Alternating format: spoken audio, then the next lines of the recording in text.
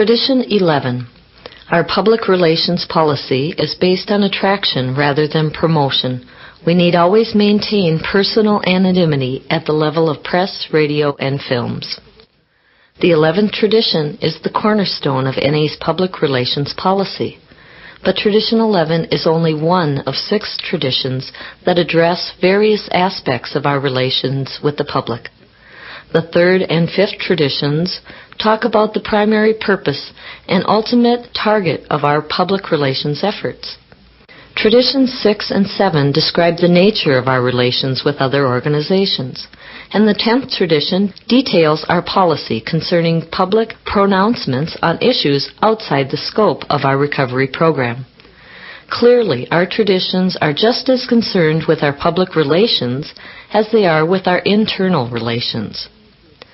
Most NA groups have some sort of contact with the public in their everyday affairs. But the public relations spoken of in the 11th tradition are more deliberate than our group's routine encounters with those outside the fellowship. The existence of a public relations policy implies the importance of a public relations program in carrying out our fellowship's primary purpose. Public information work done properly is not promotion. Rather, it seeks to make NA attractive to those who might need us. As NA groups, service boards, and committees, we deliberately and energetically cultivate good public relations, not as an incidental result of our normal activity, but as a way to better carry our message to addicts.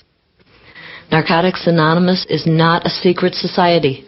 Tradition 11 speaks to personal anonymity, not fellowship anonymity.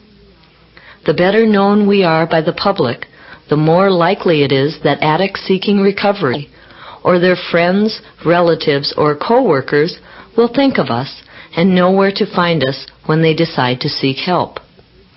One way to take part in NA's public relations program is to become involved in the local public information subcommittee. The 11th tradition tells us that when we engage in public relations activity, we are to speak simply and directly of what Narcotics Anonymous is and what we do. We are not to make exaggerated claims about NA. Our public relations efforts should be as inviting and non-promotional as our program itself, saying to addicts and society at large, if you want what we have to offer, this is what we are and how we work. If we can be of service, please let us know. Some organizations use celebrity members as public spokespersons, hoping to enhance the organization's credibility by tying it to the celebrity's status.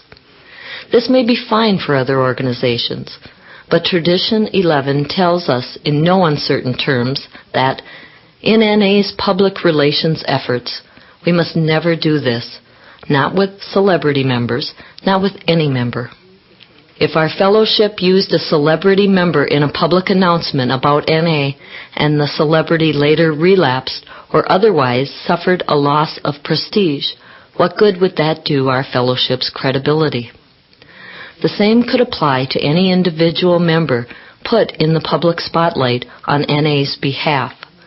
The credibility of NA's message can be greatly affected by NA's messengers. In the public eye, including press, radio, films, and all other media, we need always maintain personal anonymity. The same applies to other kinds of public information work. Public anonymity helps keep the focus of our public relations on the NA message, not the PI workers involved. We never do PI work alone, because a team, even a pair, better displays NA as a fellowship to the public, while individuals tend to draw attention to themselves. Teams also tend to keep the personalities of their members in check, the better to ensure that NA and not the individual addict is what we present to the public. The truism that an addict alone is in bad company applies to our public relations efforts just as well as to our personal recovery. In most circumstances, though, personal anonymity is a purely personal decision. However closely we may have guarded the secret of our addiction, most of those close to us probably knew we were in trouble when we were using. Today it may be helpful to tell them about our recovery and our membership in Narcotics Anonymous. Other circumstances may also warrant the disclosure of our NA membership. When a friend tells us about the struggles another person is having with addiction, we may want to let that friend know about Narcotics Anonymous and what it has done for us. When a coworker has a drug problem, we may want to share our experience with that person.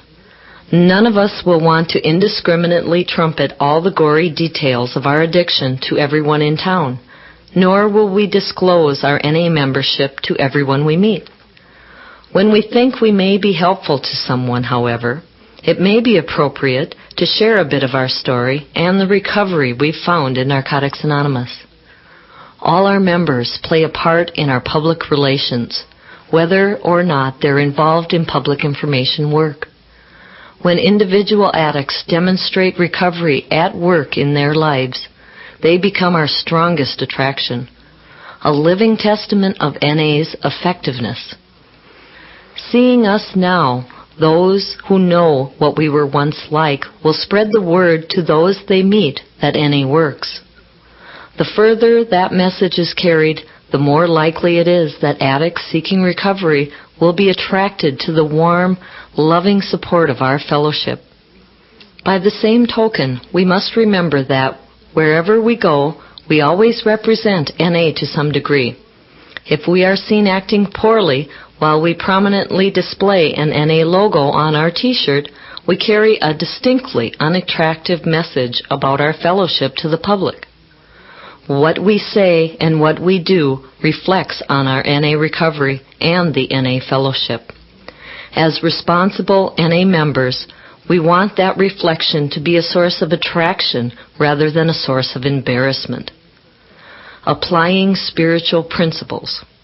Tradition 11 is an expression of our faith in the effectiveness of our program. As a fellowship, our primary purpose is to carry the recovery message to the still suffering addict.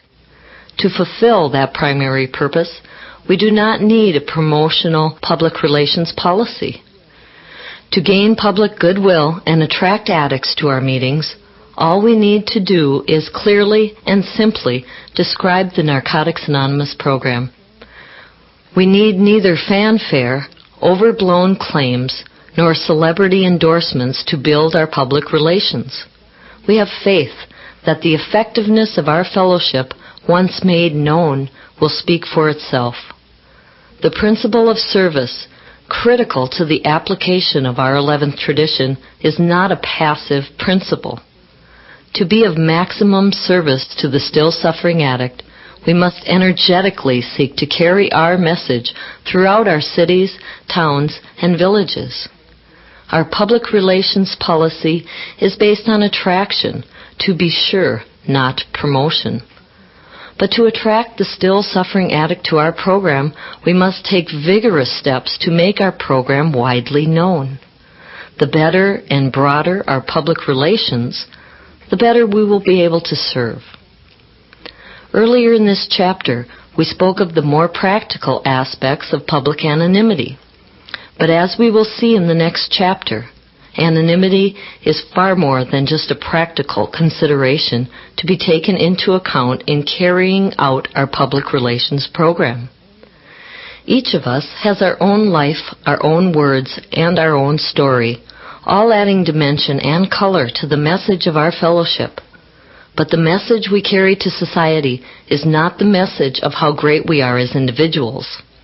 The primary purpose of our public relations efforts is to tell the story of Narcotics Anonymous and what our program offers to the still suffering addict. Our practice of public anonymity is built on the spiritual foundation of all our traditions, ever reminding us to place principles before personalities.